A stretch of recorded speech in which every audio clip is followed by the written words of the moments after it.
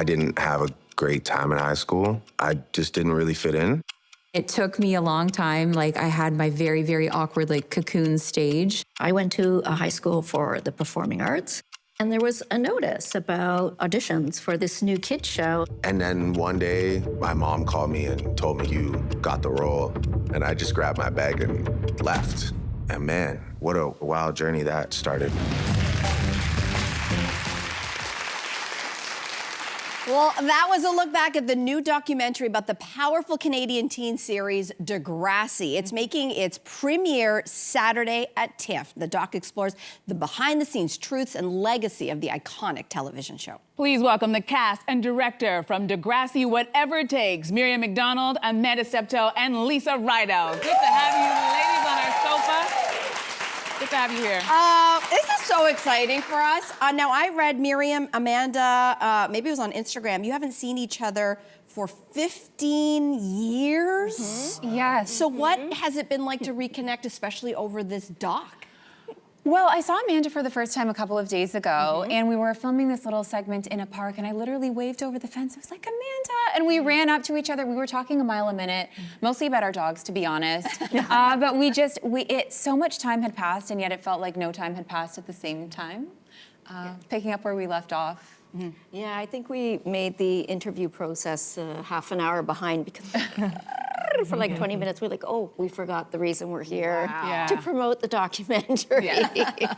No, that's lovely. Now listen, Degrassi has such a huge legacy and literally had its finger on the pulse of teen life for 40 years. So Lisa, when you were approaching this as a director of this documentary, where did you even begin? Like, where do you start with a project that big? No, it is tough. I think the most challenging part is figuring out what will fit into the time constraints that we have. Yeah. So pretty quickly, we had our story producer, Kaylin Moon, watch every single episode of Degrassi. And we chose, the kind of like first episodes, the most controversial, to be the backbone of the entire film. And then kind of went from there. So there's obviously the Spike pregnancy episode. There's abortion episodes that happen. And those, formed like our underlying story. And that's how we decided who should speak in the documentary and where to go with it. Okay. Can we talk about that Spike pregnancy episode? Because it was one of the things that I think Degrassi did so well, which is you didn't shy away from what teen lives were actually like. So you talk about this in the documentary, about the public reaction to this, and what was that like for you? What was that like for you offset? What was the reaction once that hit the airwaves? We had so much, I'd say, positive reaction, right? There was some negative, but... So you were, a teen, you were a teen and pregnant on the show. I was a teen and pregnant on the show, and I mean, I was playing my real life age, right? So 14, 15, portraying, a young person that gets pregnant for having sex first time. And the amount of, I would say, overwhelmingly positive feedback on that particular storyline of taking it there, not shying away from it, having the point of view from a young person. I feel very honored to be a part of that because it touched so many individuals. And interestingly enough, I guess I did such a realistic job that I was getting baby clothes and stuffed animals and toys sent to our production company at the time to give to Emma. Okay, can we talk about it? Because your character, Emma, was brought on later, Degrassi, The Next Generation, as Spike's daughter grown up. Yes. I love how everybody was doing the math behind the scenes to make this happen on the show. And so, the idea was, what was it about, the show that had teens on screen, played by real teens? This, I assume, means that there were a lot of firsts, as you talk about in the doc, a lot of your own firsts as a young person were happening on screen. For example, your first kiss ever. Can you talk to us about that? So it might have been the most terrifying moment of my life at that point. I was shaking. I didn't know what to do. I watched episodes of other shows where there were kisses, and I was like, okay, is that what I'm supposed to do? I read magazine articles, Cosmo, for example.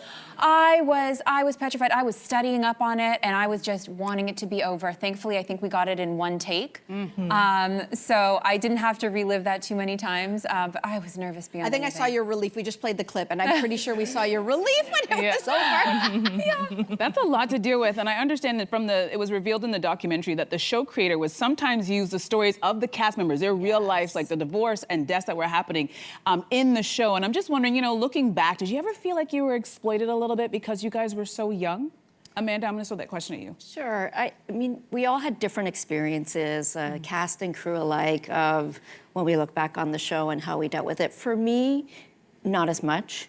I knew it was a job. This was what I was a part of. I mean, we did take part, and I'm sure in your generation as well, we did have sessions at the end of the summer, at the end of a break, come back, and we did talk about our summers and things that were happening in our lives. So, I mean, yes, some of those storylines were plucked and put into that. For me personally, none of mine were, so maybe I had a different experience, but for some individuals that was hard to portray on screen, something that they were going through in their real lives. Another thing that was revealed in that documentary that was really surprising was how little the cast was paid. And you have this huge show, and we're assuming that you guys are rich. What was the reality in the situation? I think that the two generations experienced on-set life very differently. By the time I was on the show, everything was unionized. So my experience on set was very different from Amanda's. I think our emotional experience of, sort of being in the public eye at a young age is shared, but the on-set experience, I think, between generations was quite different. Yep. And Lisa, were you surprised by that? I was, yeah. I hadn't read anything about that online necessarily before or seen anything in interviews, so I think we're just grateful that people were able to be open maybe in a way that they weren't previously and share their part of the story. And yeah, like Amanda said, there's different experiences, different generations. Everyone has their own story to tell, so I'm glad we got many different voices in the documentary. Yeah, and the voice that we heard right off the top of that clip was, of course, Drake. You probably knew him as Aubrey. So, there was a time when fans only knew him as Jimmy on Degrassi before we knew him as Drake. Any remembering of him on set, especially in your next generation? What do you remember about those early days? So I think Aubrey always had a charisma and like this sense of humor about him that kind of really stood out.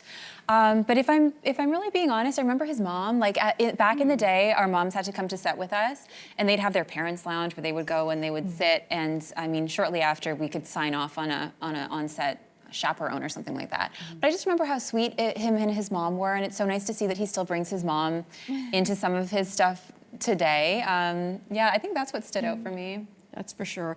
What a great documentary, a trip down memory lane. So thank you for making it. Thank you for sharing. It's really beautiful. Thank you. Let's tell everybody the world premiere of Degrassi, Whatever It Takes. It's happening on September the 13th at the Toronto International Film Festival. That is going to be a fun red carpet. Hey, you, come a bit closer.